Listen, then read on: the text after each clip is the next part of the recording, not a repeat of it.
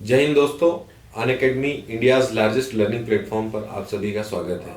आज हमारे बीच एक ऐसी शख्सियत है जिन्होंने देश में कर्नल के पद पर रहते हुए देश की सेवा की, राष्ट्र की सेवा की और उसके बाद भी जैसा कहा जाता है कि सिपाही कभी रिटायर्ड नहीं होता, ठीक उसी प्रकार इन्होंने मध्य प्रदेश के विभिन्न बच्चों के साक्षात्कार के संदर्भ में, उनकी राज्य सेवा परीक्षा की जर्नी के संदर्भ में और उनके मार्गदर्शन के संदर्भ में 2012 से 2018 तक as a expert interview panel में मध्य प्रदेश लोक सेवा आयोग में अपनी सेवाएं दी और आज भी ये उम्र के इस पड़ाव पर भी हमारे साथ जुड़े हुए हैं। आप सभी को लाभान्वित करने के लिए जीवन का जो अनुभव इन्होंने गेन किया है और मध्य प्रदेश लोक सेवा आयोग को जितने करीब से समझा, जितने विद्यार्थी इनके मार्गदर्शन में चयनित हुए, वह अनुभव आपके सामने आज साझा करेंगे आदरणीय colonel Manoj Burman sir.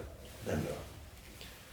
Sir, सबसे पहले मैं आपसे ये जानना चाहूंगा कि बच्चों के दिमाग में प्रश्न आता है कि राज्य सेवा परीक्षा साक्षात्कार क्या है और इससे जुड़ी हुई बातें किस तरीके से इसको तैयार करें, इसके विषय में आपके विचार।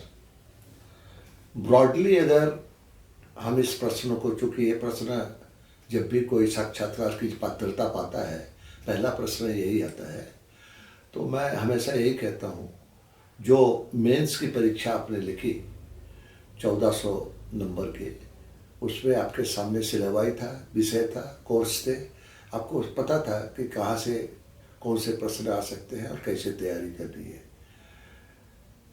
आपने वो पथ परीक्षा जब उत्तीर्ण कर लिया और ये जो साक्षात्कार की पात्रता प्राप्त की, 175 नंबर का जो आपका अगला पड़ाव है, उसकी सबसे बड़ी बात है कि आपको ये नहीं पता कि उसका प्रश्न कहाँ से आएगा, क्योंकि उसका कोई सिलेबस ही नहीं है। तो वो एक ऐसी चीज़ है जो मुझे लगता है कि कैंडिडेट को जानना चाहिए।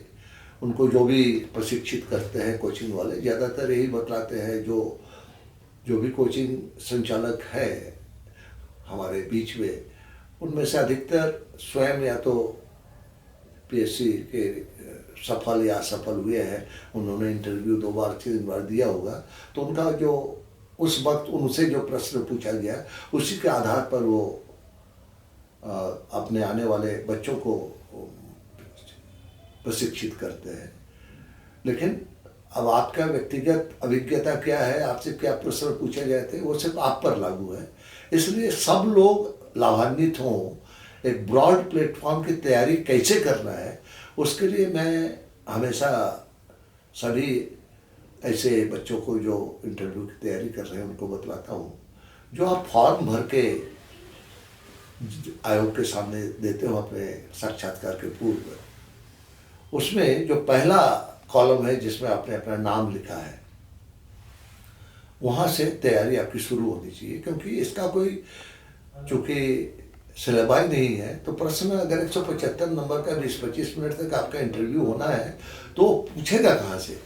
तो सबसे पहला प्रश्न जो भी आपका नाम है, और उसका अगर खासकर आजकल एक नया चलन हो गया है, महाभारत रामायण उनके पात्रों से नाम रखना, माता पिता रख देते हैं, उस पात्र, उस नाम का अर्थ, उस पात्र का चरित्र, उसकी पर्सनालिटी, उसकी जो उपलब्धियाँ, ये जानना चाहिए।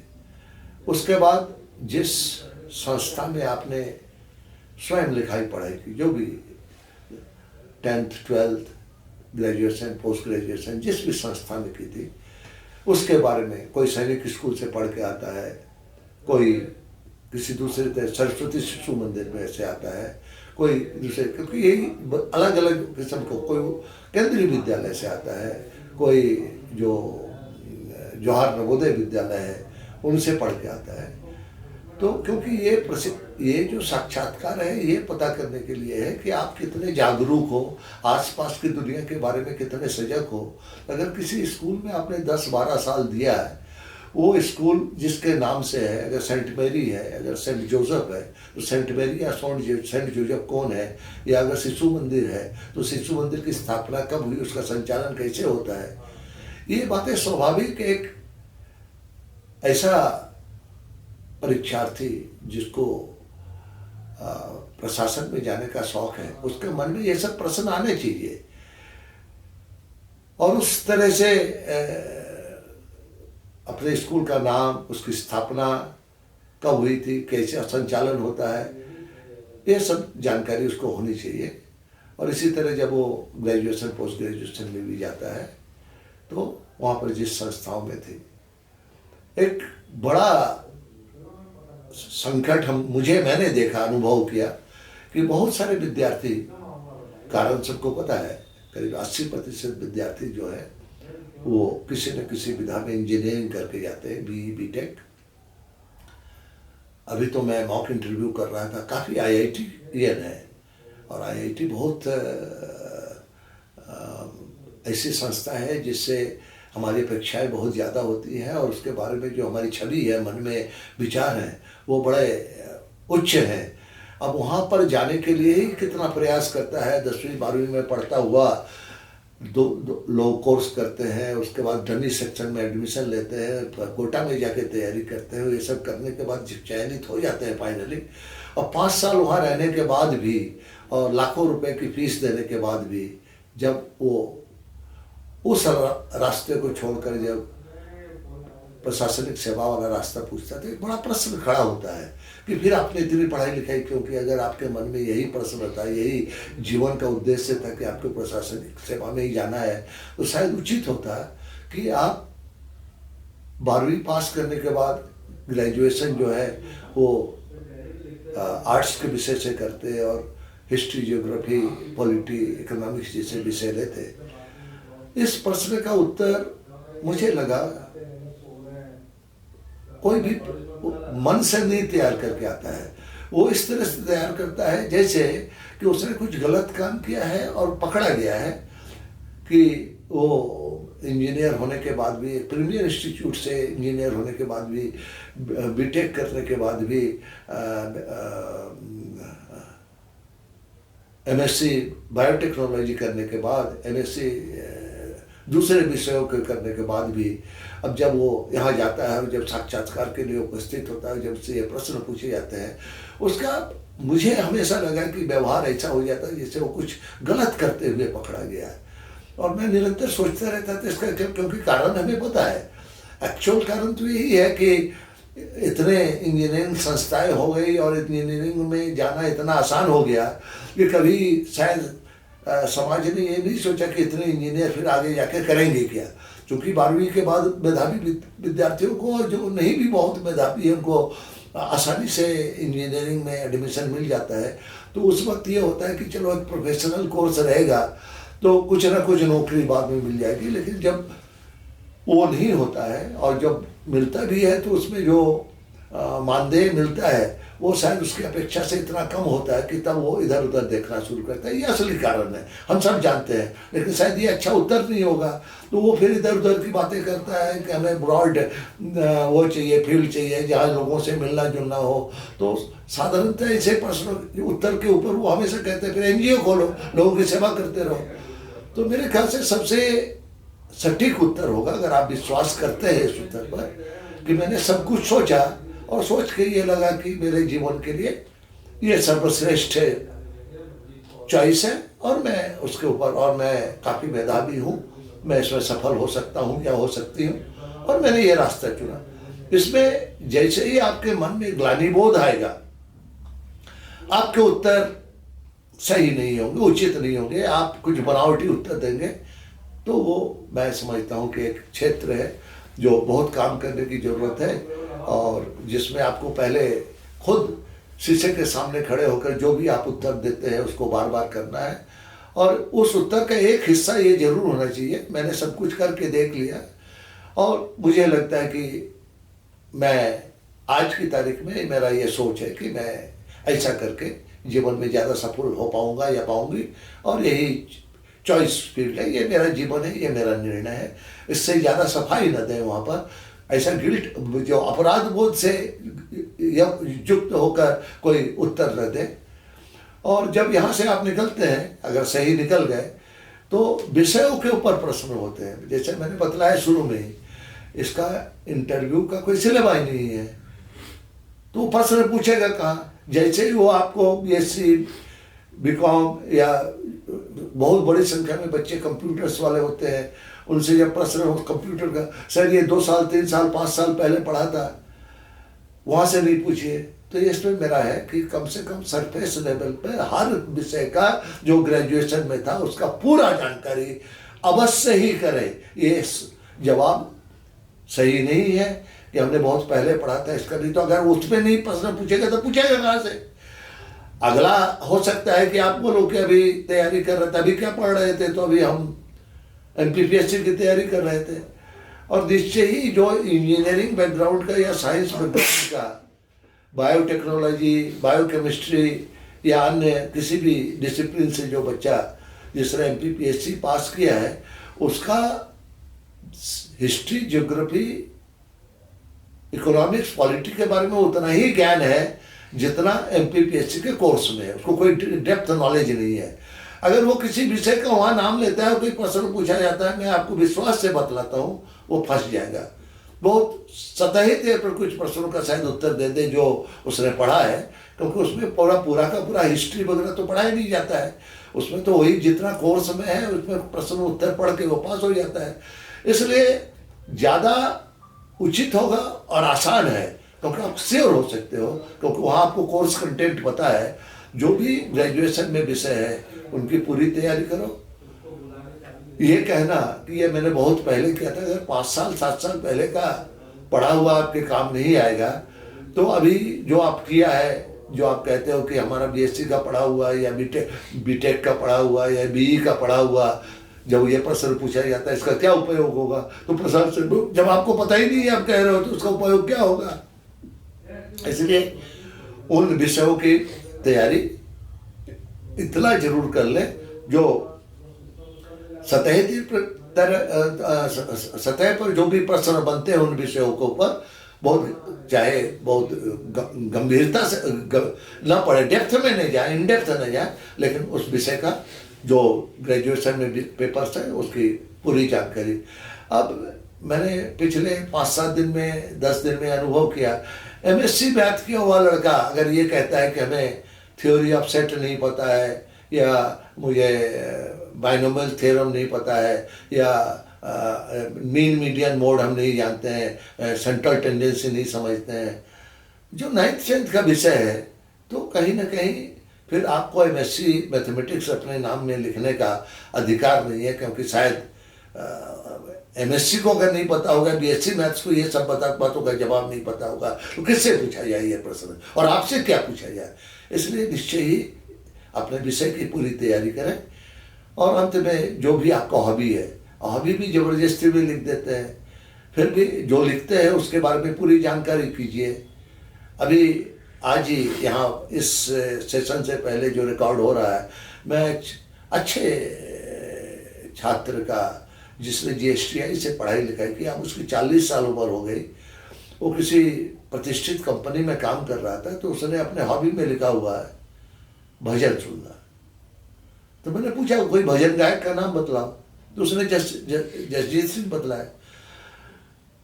तो मैंने कहा उसका पहचान जो है संगीत के जगत में गजल गायक के रूप में है, न कि भजन गायक के। नहीं, उन्होंने वो हे राम गाया था।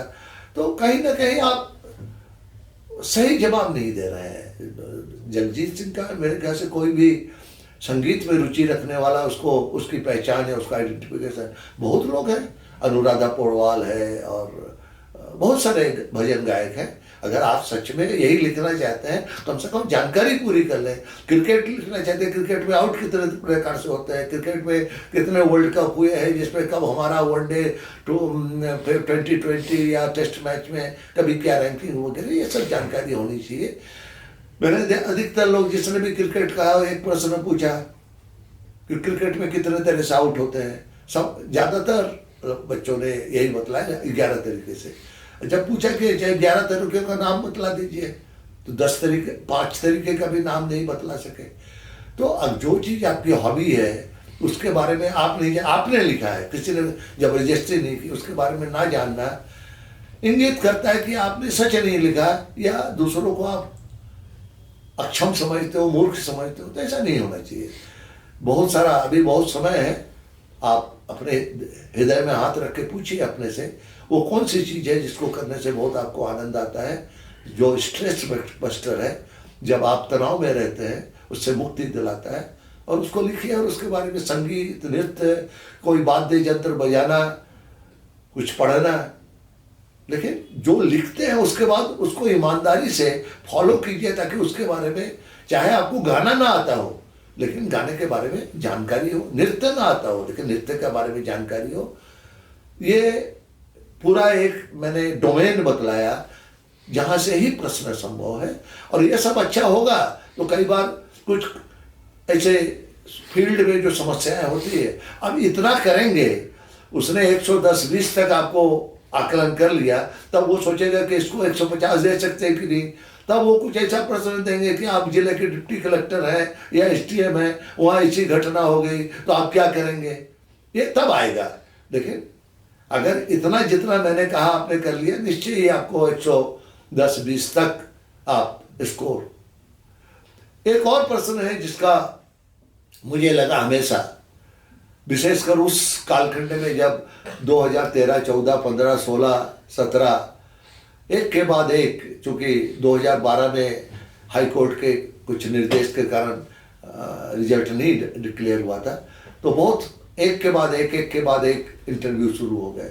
और तब 3 ही बोर्ड थे, तो अक्सर जो परमानेंट बोर्ड मेंबर है उनको कैंडिडेट जो अभी 2013 में आया था, फिर 14 में आ रहा है, तो उनको पहचान में आ जाता था, आप तो आए थे अभी, क्या हुआ।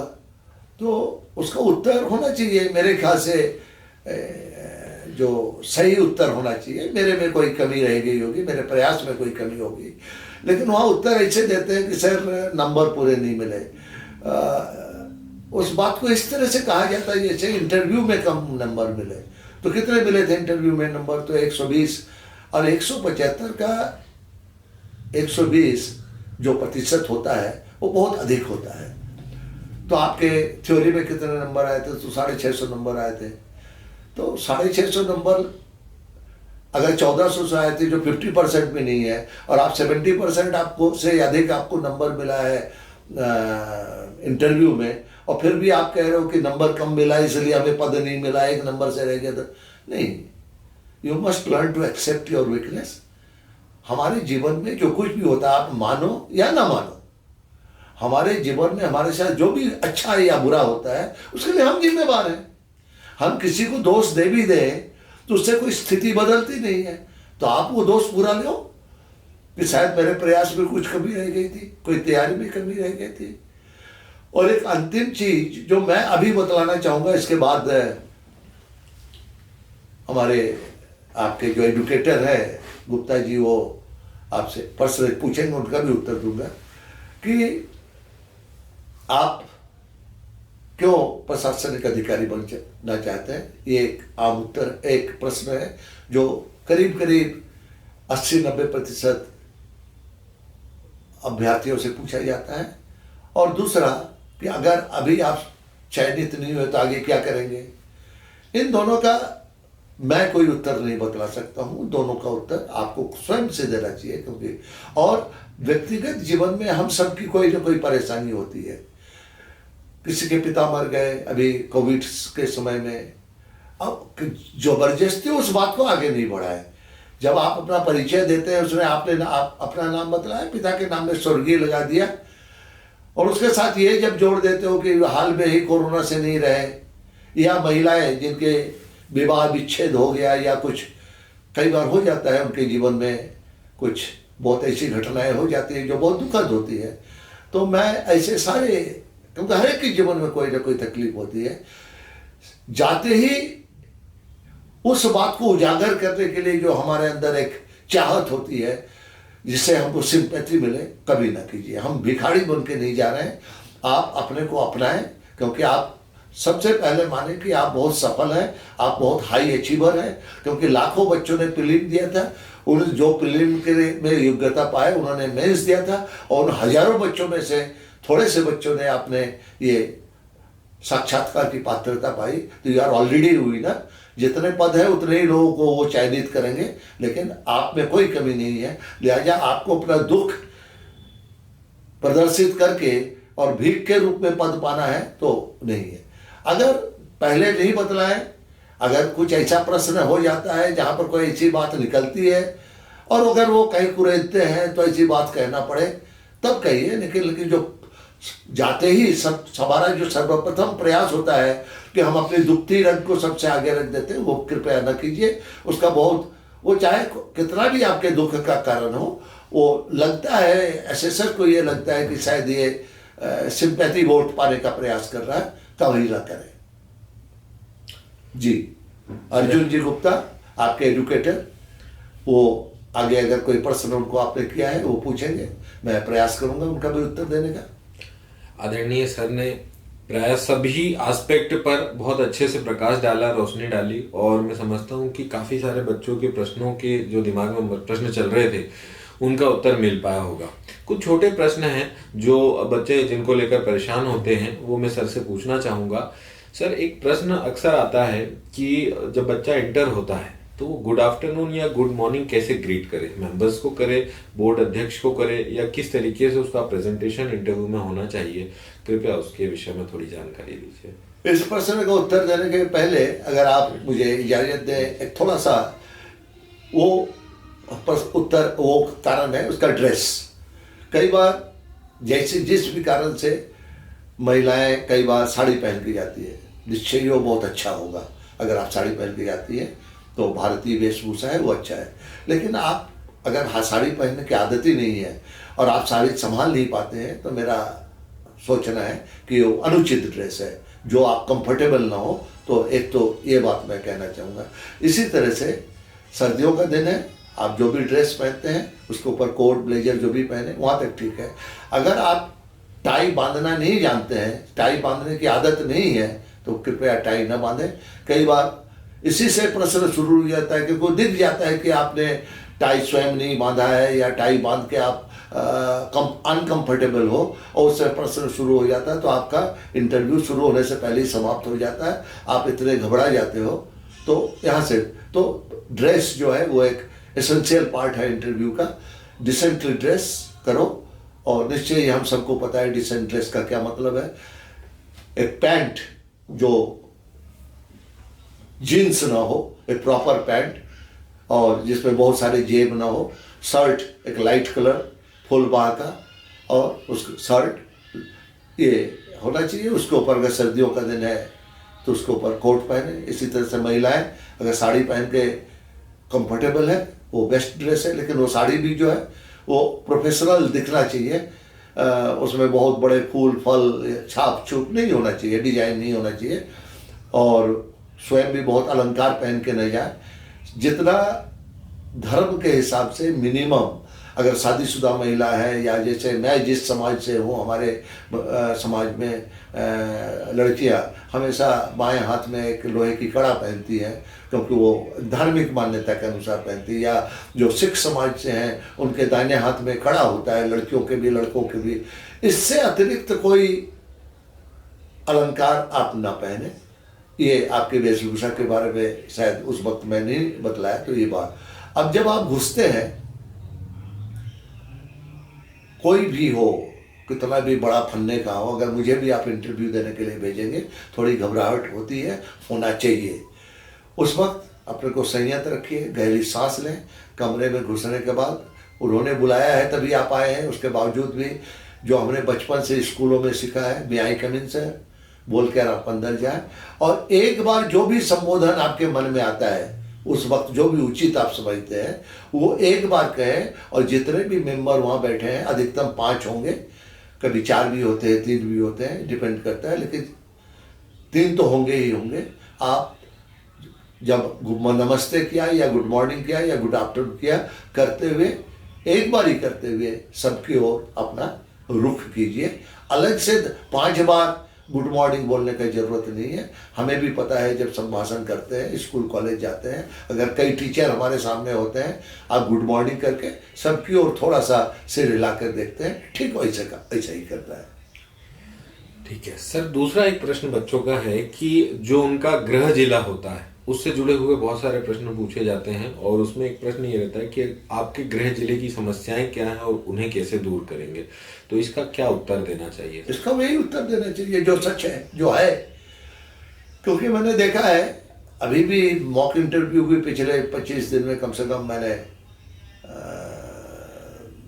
एवरेज रोज 20 बच्चों 25 बच्चों का दिया अलग अलग स्थानों पर। तो उसमें भी देखा, कई बार प्रश्न पूछे कितने संभाग हैं, 10 संभाग है, नाम बतलाओ। आप 10 संभाग का जिसको नाम नहीं पता है, आप मध्य प्रदेश प्रशासन में जाना चाहते हो, पिछले 10 साल से प्रयास कर रहे हो, तो कहीं ना कहीं दोनों बात बन नहीं रही है। इसी तरह गृह जिला, आपको कितने जिले हैं, आपका गृह जिला क्या है, उसका मुख्य क्या समस्या है, इसकी जानकारी होनी चाहिए। और अगर आपको वहां पर पदस्थ किया जाए तो आप उसका निराकरण क्या करेंगे, क्या निवारण करेंगे, इसके बारे में आप अभी से सोचिए, क्योंकि यह प्रश्न पूछा जाने वाला है। ये पेपर आउट क्वेश्चन है, निश्चय ही पूछा जाएगा कि आपके नहीं सर, मैं तो 10 साल में से इंदौर में ही अपना पढ़ाई लिखाई करने के बाद से एमपीपीएससी की तैयारी कर रहे हो, तो मुझे जहां आप जन्मे हैं, तो आप तो मध्य प्रदेश के किसी भी जिले में नहीं रहे, तो जहां पर भी पदस्थ होंगे तो फिर आपको तो, या तो अगर सब लोग इंदौर में पढ़े हैं तो जितने भी सफल कैंडिडेट है सबका इंदौर में पदस्थापना होना चाहिए क्या? ऐसा नहीं होने वाला है। इसलिए गृह जिला के बारे में जरूर पूरी जानकारी ले, जिसका उद्देश्य यही है जानना कि क्या आप जो एक प्रशासनिक अधिकारी का दृष्टिकोण रखते हैं कि नहीं।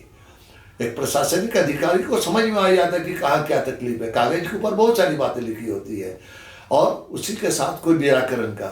अब मैं जाके वहां पर सबको सजग करूंगी, एजुकेट करूंगी, प्रशिक्षित करूंगी, ऐसा नहीं होता है। क्या 70 साल से 75 साल से जितने भी आपके पूर्व में अधिकारी हुए हैं उन्होंने कुछ नहीं किया होगा? ऐसा नहीं। आपके पास कोई ठोस योजना हो उसके बारे में। इसी तरह मध्य प्रदेश प्रशासन की जितनी योजनाएं हैं, केंद्र सरकार की जितनी योजनाएं हैं, एक भी योजना का नहीं पता होना। महिला कैंडिडेट है उनसे जरूर पूछा जाता है, कोई पिंक स्टेशन, कोई पिंक बस, कोई पिंक सर्विस, इस तरह से कोई बात, वो आपको पता होना चाहिए। महिलाओं से जुड़े हुए जो भी समस्याएं हैं और विशेषकर अगर जो भी महिलाओं से योजना है उसके बारे में जानकारी होनी चाहिए। मैंने बहुत सारे जो साक्षात्कार की तैयारी कर रहे हैं उनसे जब बातचीत की तो एक प्रश्न कई लोगों से मैंने पूछा, मध्य प्रदेश कैबिनेट में कितनी महिला मंत्री हैं? तो पता ही नहीं है। अब ये, और कई लोगों ने इमरती देवी का नाम लिया, इसका मतलब आप पेपर वगैरह नहीं पढ़ रहे हैं, आप एकदम टच में ही नहीं है, मध्य प्रदेश से अलग ही है। तो नहीं सर, अभी उनको कोई पद मिला, वो इलेक्शन हार गई थी, उसके बाद उनको एक पद दिया गया जो कैबिनेट रैंक है, लेकिन वो कैबिनेट के हिस्सा नहीं है। तो जो मंत्री हैं, फिर किसी को अगर नाम याद भी आता है तो आप ऐसे ही बोल देते हो, जो सुधरा या उषा ठाकुर। अब हम सबको पता है, बचपन से हमको परिवार में सिखाया गया, जब अपने गुरुजनों का या सम्मानीय व्यक्तियों का नाम लेते हैं, उनके नाम से के सामने श्रीमती या कोई उनका पदवी है, डॉक्टर वगैरह, या अगर अविवाहित है तो सुश्री, माननीय, ये सब लगाने का वो है। आप कुछ नहीं लगाते हो। गवर्नर का नाम पूछने से आप मंगू भाई, गंगू भाई ऐसे कहते हो जैसे वो आपके साथ गुल्ली डंडा खेलते हो। अब ये संवैधानिक पद है, उसमें हमको पता है कि किस तरह से उनको संबोधन क्या होता है वहाँ में।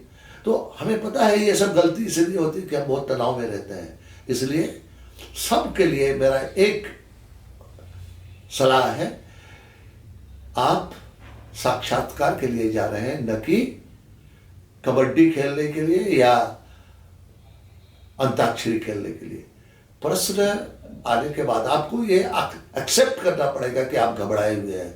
घबराना चाहिए, तभी आपका सर्वश्रेष्ठ प्रदर्शन होगा। चिंतित होना चाहिए, लेकिन आप प्रश्न को सुनिए और फौरन उत्तर देने के बजाय थोड़ा सा समय लेकर उसका उत्तर सोचकर और तब दीजिए, तब आपके ध्यान में आ जाएगा। क्योंकि हमको बचपन से ही सिखाया गया, माता पिता के नाम से, गुरुजनों के नाम के सामने श्री श्रीमती लगाना, सम्मान बोधक सूचक शब्द लगाना, हमें पता है। ऐसा नहीं कि हमें नहीं पता है। और जब आप ऐसा कह देते हैं और उसके साथ में वो वापस कहते हैं, अच्छा ये आपके क्लास फेलो रहे हैं क्या, ये आपके सहेली है क्या, तब फिर आपको बड़ा वो लगता है, फिर अगले प्रश्न का उत्तर नहीं दे पाते हैं।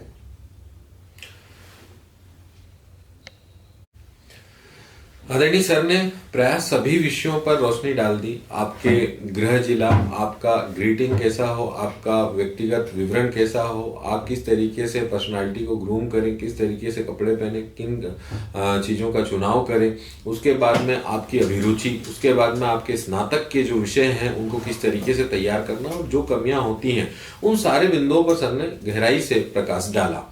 एक अंतिम प्रश्न रह जाता है जिसको मैं सर से पूछना चाहूंगा कि बहुत सारे विद्यार्थी जो हैं डिप्टी कलेक्टर के पोस्ट रैंक के स्थान पर डीएसपी पोस्ट रैंक को चुनते हैं प्रथम स्थान पर, और अक्सर ये प्रश्न उठता है कि आपने डीसी के स्थान पर डीएसपी क्यों चुना, तो इसका उत्तर किस तरीके से प्रेजेंट किया जाए सर?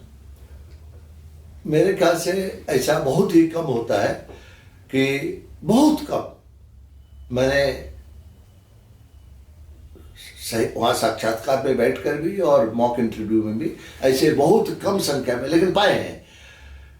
और मुझे जो ध्यान है मॉक इंटरव्यू में जिन दो कैंडिडेट्स के साथ ये था, वो दोनों के परिवार पे कोई ना कोई यूनिफॉर्म पहनने वाले सेवा में था, और उनके लिए शायद ये बहुत अच्छी बात है कि वो